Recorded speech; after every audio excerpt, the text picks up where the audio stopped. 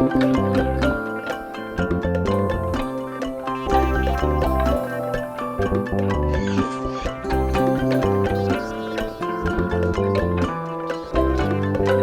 Everyone, welcome to my channel. का आप सब आशा करते आप सब बहुत अच्छे होंगे और कहीं हद तक कि हम भी अच्छे हैं और पहले से बेहतर और खुश हैं, क्योंकि मेरे डैडी की तबीयत में सुधार है।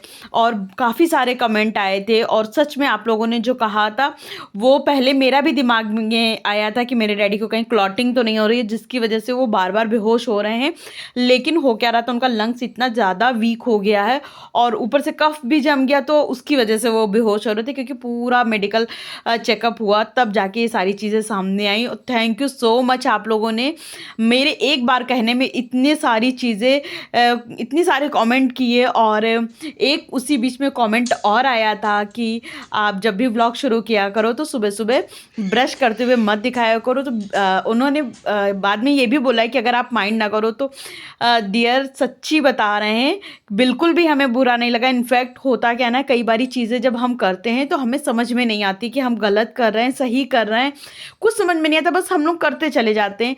लेकिन जब हमें कोई सही राह दिखाने वाला होता, कोई सही बात बताने वाला होता है, तब हमें समझ में आता है कि हाँ, हमने यहाँ पर गलत किया है, हमें ये नहीं ये करना चाहिए था। तो थैंक यू सो मच। और आपका इतना प्यार, और आपने हमें कहीं ना कहीं करेक्ट किया। पता है डियर, कई बार क्या होता होगा, लोग मेरे ब्रश करने की वजह से मेरा व्लॉग छोड़ के चले जाते होंगे क्योंकि उनको घिन आती होगी। लेकिन सच्ची बताने आपने मेरे व्लॉग को मतलब कहीं ना कहीं सही किया। तो आज हमने पहले ब्रश करने वाली क्लिप ऐड करी थी, लेकिन बाद में डिलीट कर दी क्योंकि वो व्लॉग शूट कर चुके थे। फिर जैसे ही आपका कमेंट आया तो वो डिलीट कर दिए। और आप सबसे तहे दिल से माफ़ी मांगते, कल मेरा व्लॉग नहीं आ पाया था क्योंकि आप लोगों को भी पता है कि मेरे संग में जो भी चीज़ें चल रही थी जिसकी वजह से मेरा शरीर तो डाउन था ही, हम एकदम डाउन हो चुके थे। लेकिन फिर धीरे धीरे एनर्जी बढ़ी, हमारा थोड़ा सा चीज़ें बदली, तो फिर हमने कहा कि नहीं, अब अपने काम पे आते हैं। तो जो कपड़े फैलाने तक का वीडियो था वो कल का था और ये आज से वीडियो शूट कर रहे थे।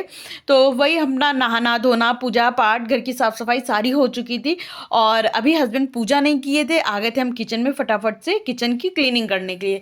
आज सैटरडे है, आज ही ये व्लॉग शूट करेंगे और आज ही अपलोड कर देंगे। वैसे तो सैटरडे संडे मेरे हस्बैंड की छुट्टी रहती है, लेकिन कई बारी जब ऑफिस में काम ज़्यादा होता तो सैटरडे संडे ऑफिस खुल भी जाता। तो आज उसी तरह से हुआ है, सैटरडे संडे ऑफिस इनका खुला, तो ये अपने टाइम पे ही उठे हैं, नहा धो के फटाफट से पूजा पाठ करके नाश्ता करके ये ऑफिस चले जाएंगे।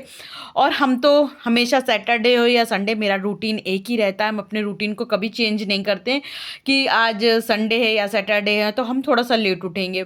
इनफैक्ट सैटरडे संडे मेरे पास काम ज़्यादा ही होता है क्योंकि हस्बैंड घर पे होते हैं, तो अच्छा नाश्ता बनाओ, अच्छा खाना बनाओ, तो उस चक्कर में काम थोड़ा सा बढ़ जाता है। तो इस चक्कर में हम अपना रूटीन वही रखते हैं। और इधर किचन की क्लीनिंग कर रहे थे, तंदूर अभी भी मेरा नीचे, इसको ऊपर वहीं पे रख देंगे, जब काम होगा तो फिर से नीचे उतार लेंगे। तो हमें ये रहता है कि काम भले ज़्यादा पड़ जाए लेकिन जो चीज़ें जहाँ पर हैं अपनी जगह पे रख जाएं।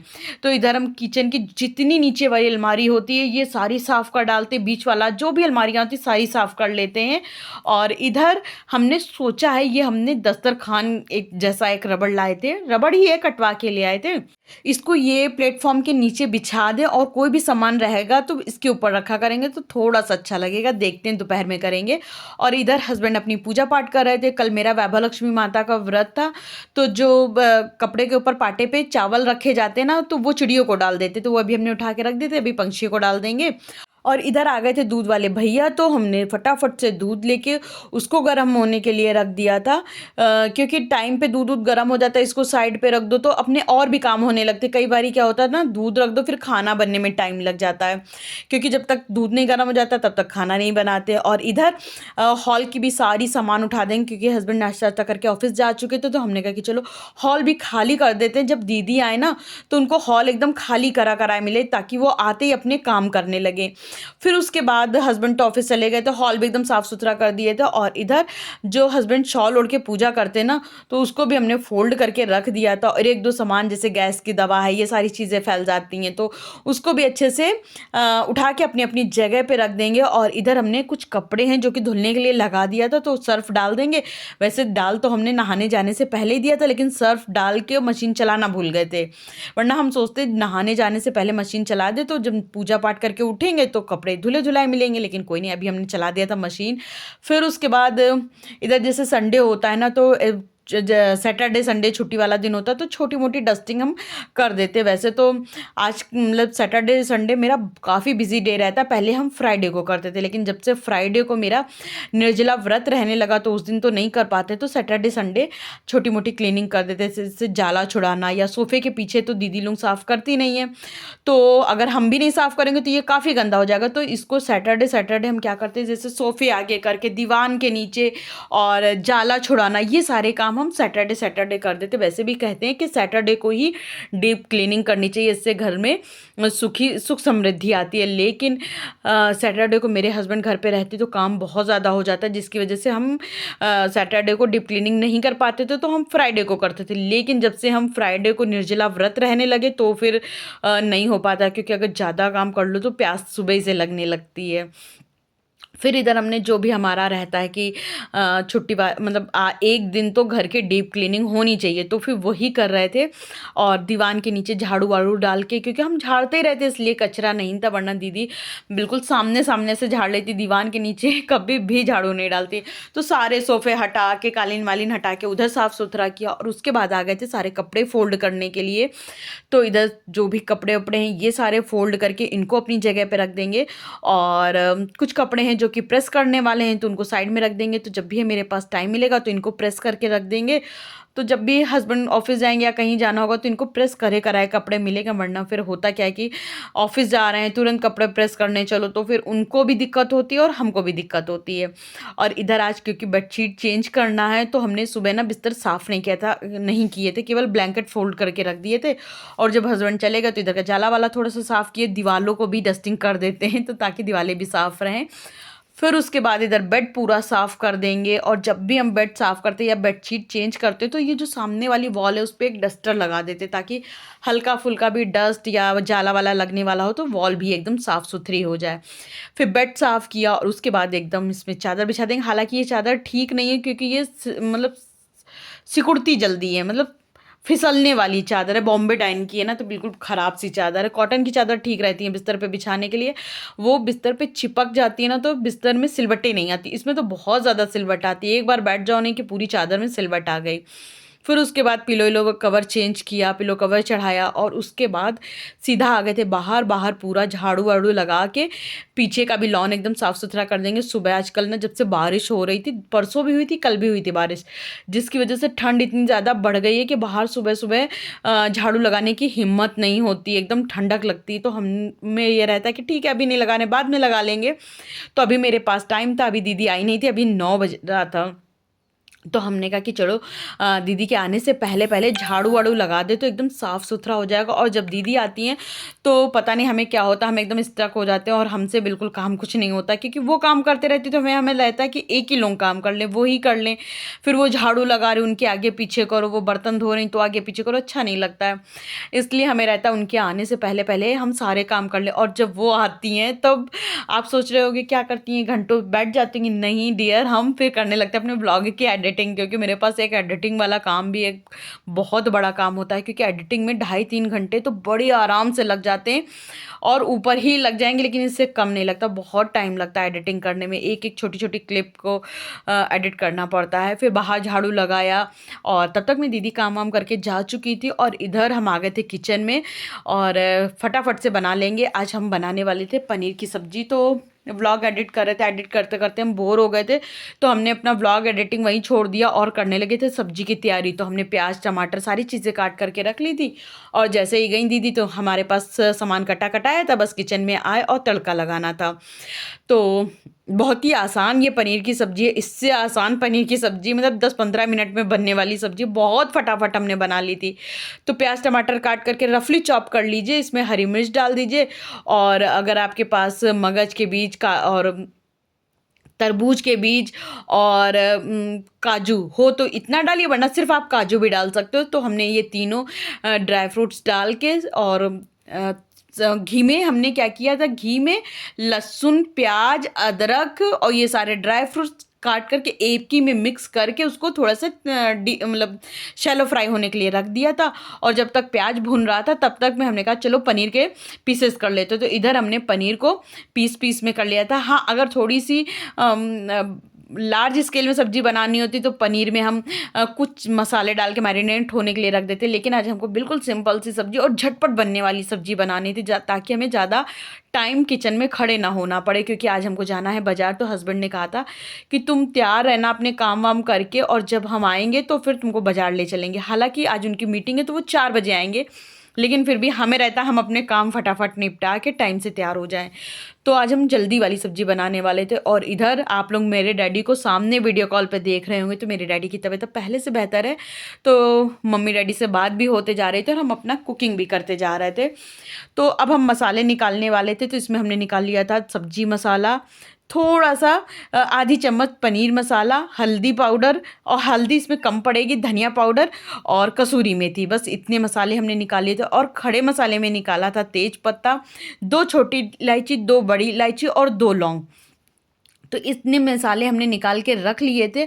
और इधर जो टमाटर प्याज जो सारे जो ड्राई फ्रूट्स थे वो हमने लाइट रोस्ट किया था। जब अच्छे से रोस्ट हो गया था, बहुत अच्छे से नहीं, हल्का सा रोस्ट हो गया, उसके बाद हमने उसको सारे प्याज को ढक के रख दिया था ताकि सॉफ्ट हो जाए। जितना प्याज सॉफ्ट हो जाता है ना, उतनी ग्रेवी सॉफ्ट बनती है। फिर जब ठंडा हो गया तो हमने एक जार में भरा और इसको खूब अच्छे से एक बढ़िया सा फाइन पेस्ट बना लेंगे। और इधर हम मिक्सी चला रहे थे तो मम्मी बोलते जा रही थी, तो मम्मी से कह रहे थे मम्मी बस 1 मिनट हमें दो, हम ज़रा सा मसाला पीस लें। तो फिर मम्मी बोली अच्छा ठीक है ठीक है। फिर उसके बाद हमने उसी कढ़ाई में घी डाला, घी में जो भी हमने खड़े मसाले निकाले थे, तेज पत्ता, 2 लौंग, 2 बड़ी इलायची, 2 छोटी इलायची और 1 दालचीनी का टुकड़ा भी, तो सारी चीज़ों को अच्छे से रोस्ट कर लिया। रोस्ट करने के बाद जो हमने मसाला पीसा था उसको डाल दिया, और डालने के बाद मसाले को खूब अच्छे से रोस्ट मतलब भूनेंगे। तो इसमें जो जार में मसाला लगा होता है ना, तो उसमें हमने केटली में गर्म पानी किया था, वो गर्म पानी डाल के खंगरा के उसी मसाले में डाल दिया ना। फिर उसके बाद एक हमने कढ़ाई में थोड़ा सा घी लिया और सारा पनीर एक साथ ही डाल दिया कि लाइट रोस्ट हो जाए, क्योंकि कच्चा पनीर हमें सब्जी में बिल्कुल भी अच्छा नहीं लगता। फिर इधर मसाले को अच्छे से मतलब प्याज थोड़ा भुन गया था, तो फिर उसमें हमने दही फेंट के 2 चम्मच मतलब 2.5-3 चम्मच के करीब दही खूब अच्छे से फेंट के डाला और उसको चलाते रहे ताकि दही फटे ना। जब वो हल्का सा घी छोड़ने लगा, फिर उसमें सारे मसाले मिला दिए, उसको खूब अच्छे से पका लिया। और पकाने के बाद हमने इसमें 2 चम्मच के करीब हमने डाल दिया था मलाई। और जैसे ही मलाई डालते हैं उसको फिर से हमने खूब अच्छे से चलाना शुरू कर दिया था ताकि मलाई ना फट जाए। और जब खूब अच्छे से मलाई मसाला दही सब कुछ अच्छे से पक गया था, उसमें हमने जो भी दही पनीर को रोस्ट किया था उसको डाल देंगे। और डालने के बाद उसको थोड़ी देर एक बार ढक के रख देंगे ताकि पनीर में खूब अच्छे से मसाला आ जाए। और जब पनीर को अच्छे से चलाने वलाने के बाद उसको खोल के गर्म पानी सब्जी में मिला देंगे, उसको अच्छे से चला लेंगे और सबसे लास्ट में मिला देंगे नमक। और फिर उसके बाद उसको ढक के एक उबाल ले आएंगे, क्योंकि सब चीज़ें पकी हैं, पानी भी गर्म है। गर्म पानी अगर सब्जी में डालिए ना तो सब्जी में टेस्ट कहीं ज़्यादा अच्छा आता है बजाय ठंडे पानी के। फिर उसके बाद हमने चावल को फुला के रख दिया था, जब हस्बैंड आएंगे दोपहर में खाना खाने के लिए तो फिर चावल में एक सीटी फटाफट से लगा देंगे, क्योंकि पनीर की सब्ज़ी में चावल का मज़ा ही अलग होता है।